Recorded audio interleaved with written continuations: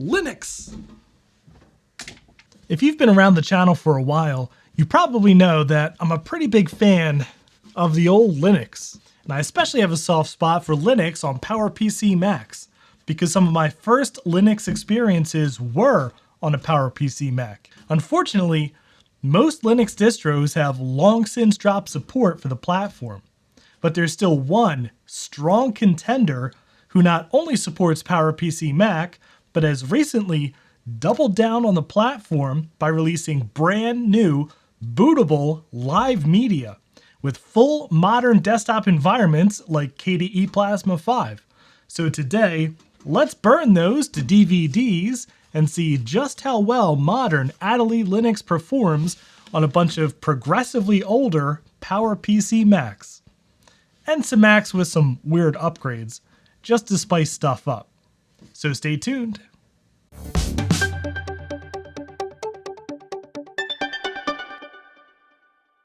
And if you enjoy taking beautiful but largely obsolete computers and flatly refusing to let them retire in peace, I hope you'll consider subscribing to the channel. There's a ton of Mac and Linux related shenanigans in the pipeline, so it's definitely worth sticking around. Some of my earliest experiences with Linux were on my blue and white Power Mac G3, with a then Mac-centric distro called Yellow Dog Linux. I still vividly remember the first time I installed it. Teenage me really felt a sense of magic, like there was this whole hidden world of nerdy computing goodness, and you just had to know how to find it. I mean, I probably messed up the install immediately by trying to tweak stuff, but hey, that's the fun of Linux, learning. Over the years, I've off and on run Linux as my daily driver. In fact, all the early videos on this channel were edited in Resolve under Ubuntu and Fedora. So I have a ton of nostalgia for the old days of Linux, back when PowerPC Macs were still considered first-class citizens and any distro worth its weight had a port for PowerPC Mac, just a download and a CD burner away. Unfortunately, the number of Linuxi that support 32-bit PowerPC has been quickly dwindling, from Ubuntu 16.04 LTS falling out of support in April 2021, to Void recently announcing the phasing out of Big Endian PPC in this year. You know what isn't phasing out though? The sponsor of today's video, Atlas VPN, who also happens to be running an incredible deal right now, just $1.39 a month for 3 years when you use the link in my description. With blazing speeds and protection for an unlimited number of devices on a single subscription, Atlas VPN is an incredible choice to protect yourself online, block ads, and stop malware in its filthy little malware tracks. If you've been watching my channel for a while, you'll know that I'm a huge proponent of using a VPN service, and not just for the privacy aspect. Did you know that websites actually give different deals to different people based on geographic location? Use Atlas VPN to change your location and get fair treatment from these horrible automated marketing algorithms. It's easily the best VPN deal on the market right now, too. Atlas VPN is currently running that deal for a 3-year subscription coming in at just $1.39 per month, and they even back that with a 30-day money-back guarantee. Time is limited though, so make sure you use the link in my description below and snag that sweet deal. Enter Adelie Linux. We've used Adelie on a bunch of projects on this channel already, from installing the previous beta on a 1999 Revision D iMac G3 to using the 64-bit version to power a public Minecraft server on my Power Mac G5. Well, they've recently released their release candidate 1.0, and with it, live media for PowerPC Macs that you can just burn to a disk or USB drive and just boot, which is amazing. Most other distros, for PowerPC at least, provide you with an installer at best, and oftentimes just text mode instructions that you have to follow, which is what Adelie had originally. But just sticking in a disk and finding out if your PowerPC Mac can handle a modern desktop, that's beautiful. And I've been having a ton of fun with it. In fact, I've installed it as the main OS on my iMac G4 800 MHz, and it's a perfectly usable experience with Plasma 5 desktop. if a bit sluggish. But there are some caveats, starting with the installer. It works, but on Mac, you need some workarounds. I made a video about exactly how to install it from the live DVD. I'll link that right here and in the description too. If you decide you want to give Adelie a more permanent whirl, definitely check that out. And remember, this is a small Linux distro with a very small team, and this is a release candidate, meaning it's not yet finalized software.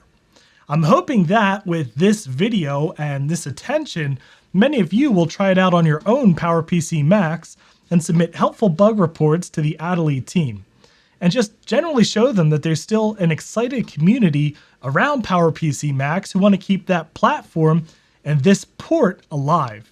So without further exposition, let's try out those live DVDs on a series of progressively older PowerPC Macs. We'll see what works, we'll see the many things that don't work right, and we'll just have some good old-fashioned Linuxy fun.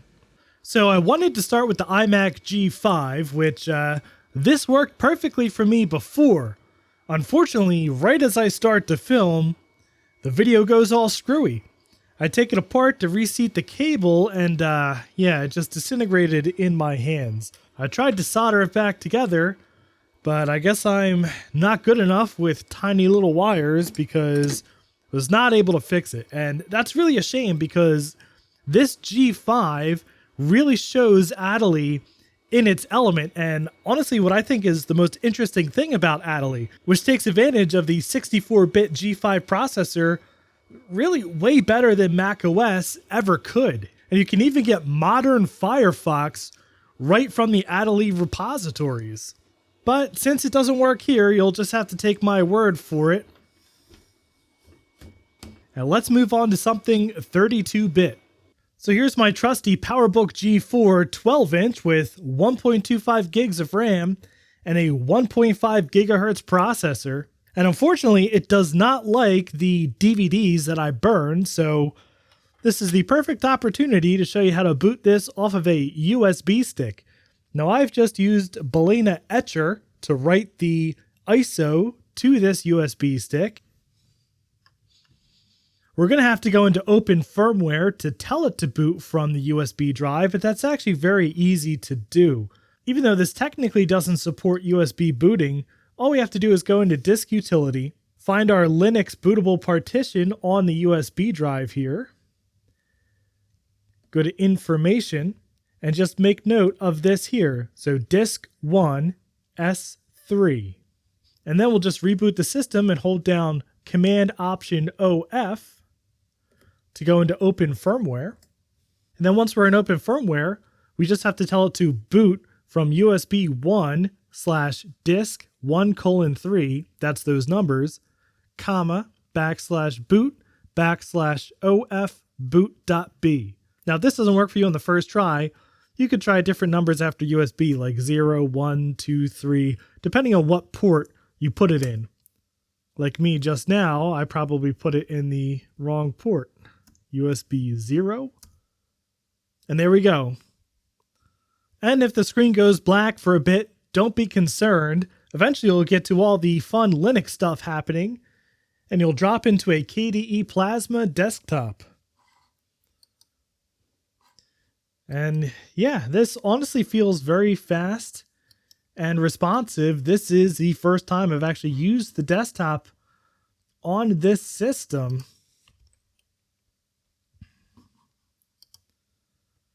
And yeah, we see our 1.2 gigs of RAM, our one processor here.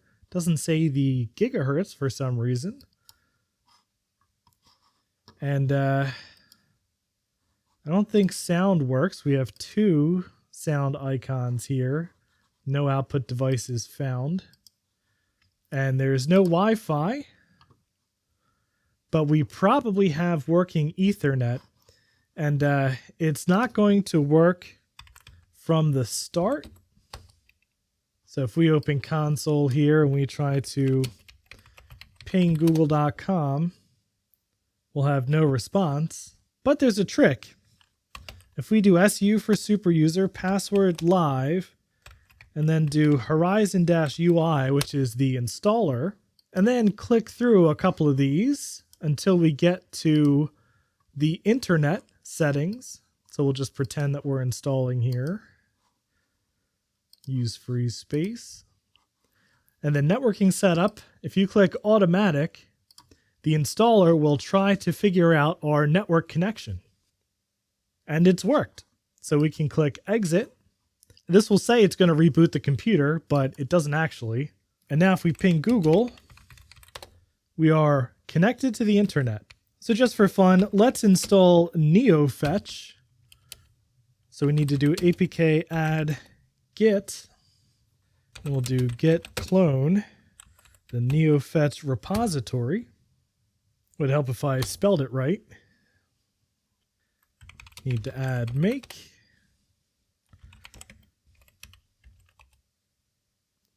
And now we have NeoFetch, which shows that we're on Linux kernel 5.4.66, a very recent kernel, which is amazing.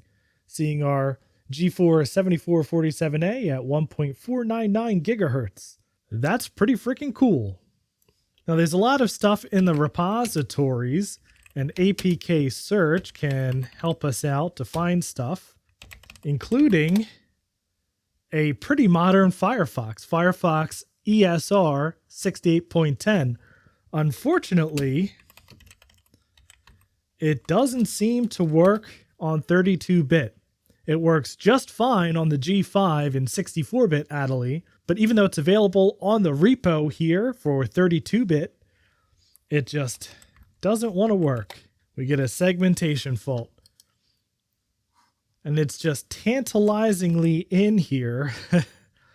And if you click on it, oh man, it shows up right here and you get so excited for Firefox to launch, but nope, it crashes. And in fact, the built-in browser also doesn't work. So this comes with NetSurf, but NetSurf seems to crash on 32-bit.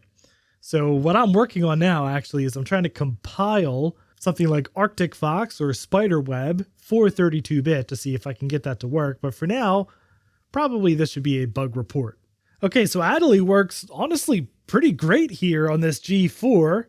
Software is an issue, but it's relatively smooth, even with desktop effects like transparency and shadows. It's a totally usable experience. But let's try something a little bit older and a little bit slower. Next up is my personal favorite PowerBook G4, my 867 megahertz Titanium.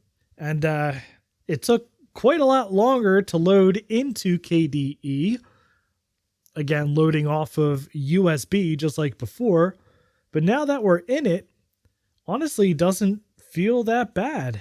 Although once again, we have no sound and no Wi-Fi. If I run a quick ifconfig, it doesn't actually see the Ethernet, which is concerning. So let's run Horizon UI and see if the installer can figure out networking on this machine. Okay, I take it back. The Titanium PowerBook, both Wi-Fi and Ethernet seem to work. Okay.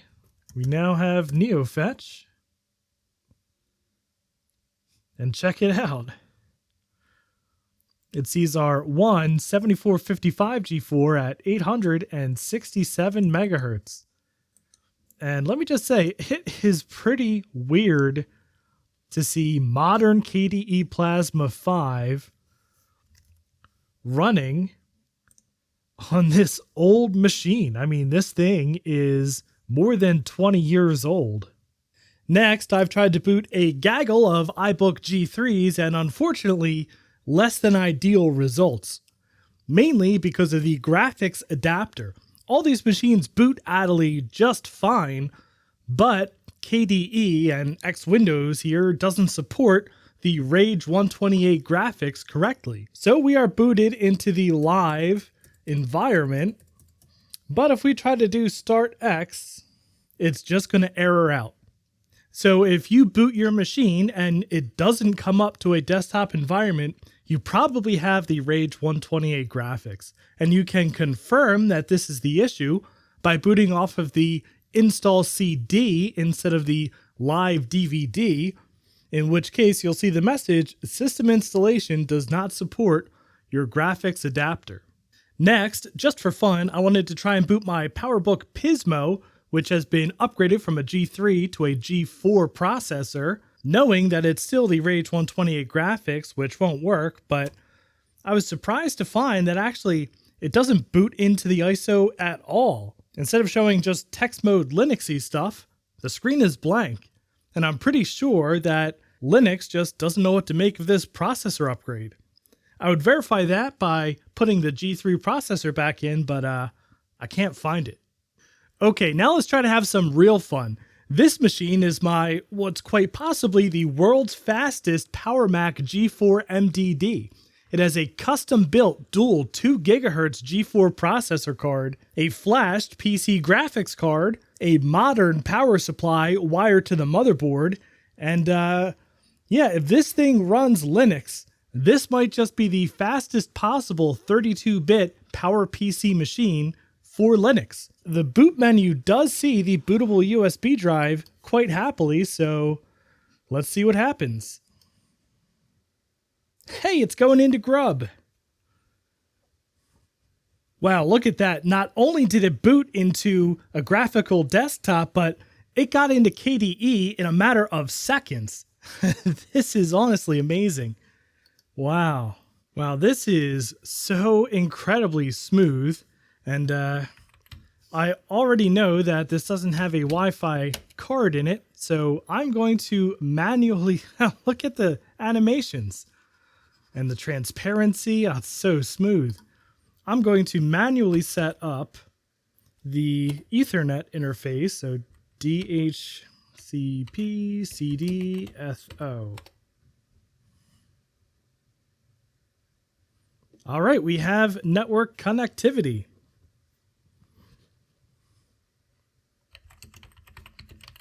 Oh, it's so smooth. Let's install NeoFetch.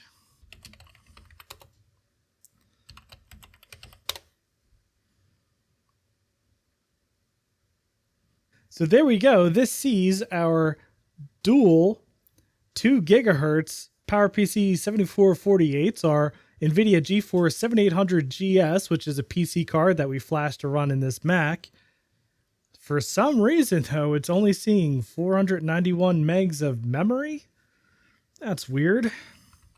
All right, apparently all it took was reseating the RAM, so now we see the full 2 gigs of memory. This is amazing. I mean, this is a fully smooth, modern-feeling KDE Plasma 5 desktop.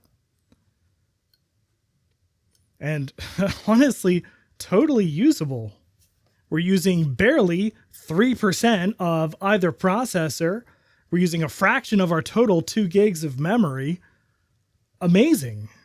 Yeah, I am honestly blown away by how good this is on this MDD. It's honestly modern computer responsive. More responsive than Leopard almost. So yeah, I might actually use this as the machine to try to compile all of those other browsers on.